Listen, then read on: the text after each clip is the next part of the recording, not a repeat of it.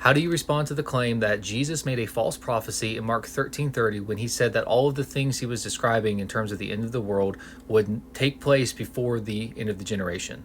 First, you buy them tacos because people are much more agreeable and willing to learn new ideas when they have tacos. Don't believe me? Just try it. This is a proven fact. But was Jesus wrong, or do we just wildly misinterpret what he meant? No, he was not wrong, and I've got bad news for everyone who's just afraid of him coming back because they don't want to give up their sin. The mistake lies in assuming that the term generation only means a 100-year or so lifespan. And while biblically speaking that is often the case, it's a logical fallacy to assume that because I don't understand something at the surface level, therefore it can't be true. It's called an appeal to ignorance. The assumption that, well, I don't understand it, there's no evidence against it. But there are cases in the Bible, like Deuteronomy 32:5, for example, that refer to the generation as a group of people. Specifically, in that case, a rebellious and sinful group of people. Kind of sounds like Jesus saying the same thing in Matthew 12:39, still speaking of the end times, by the way. And guess what? That generation is still around, and you know this. The world is full of people who deny Christ. The world is still full of sinful, rebellious people who reject God. And yet, his word has not passed away.